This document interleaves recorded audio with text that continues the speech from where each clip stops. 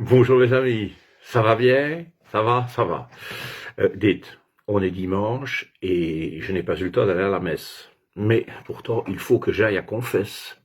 Oui, parce que j'adore et j'adorerai Colombo. Je sais, c'est moche.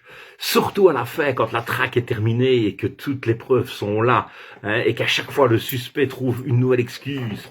Vous étiez sur les lieux du crime. Non, ben si, on vous a vu. Pas possible. Ben si, on a une photo. Elle est floue, hein, et on a une trace ADN. Oui, mais vous n'êtes pas médecin. Oui, mais le médecin qui a analysé votre ADN est là. Merde. Je suis sadique, hein. Ouais, ouais.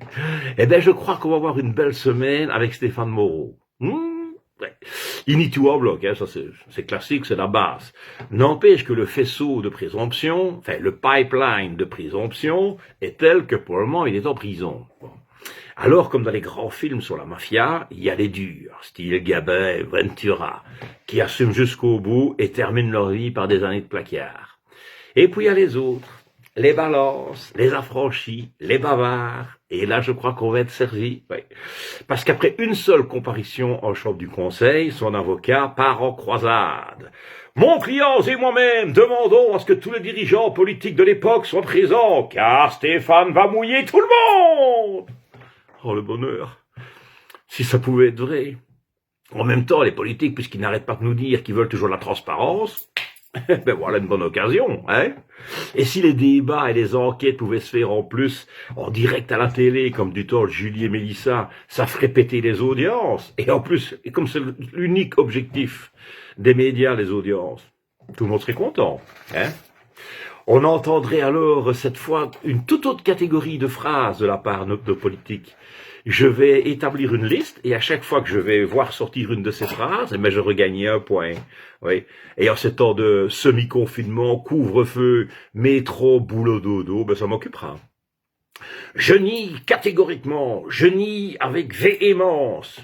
Je n'étais pas au courant, je n'ai pas eu vent de la chose. Ben, je ne me rappelle pas. Il y a peut-être une négligence, mais pas malhonnêteté de ma part. Et enfin, éventuellement responsable, mais pas coupable. Je me réjouis de voir nos anguilles politiques glisser entre les mains de la justice. Ça devrait aller. Ils s'entraînent régulièrement. Hein. Par exemple, pour les panneaux photovoltaïques et les fameux certificats verts. Oyez, oyez, bonnes gens, qui qu'en veut, qui qu'en veut. Allez les amateurs, tout le monde joue, tout le monde gagne. Ça, c'était il y a quelques années. Oui. Et personne n'a été dire à nos génies politiciens, dites, chef, je ne voudrais pas casser l'ambiance, mais si tout le monde met des panneaux photovoltaïques, on ne saura plus payer les certificats verts. Autant parler à un sourd.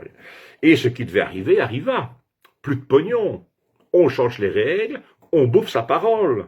Et quand chez De Borsu, on essaie de savoir qui est à l'origine de ce fiasco, Nollet, non, non, non, non, moi je ne suis pas responsable de tout ça. Marcourt, il ne sait même pas ce que c'est, lui. Quoi? On change les rayons de soleil en électricité?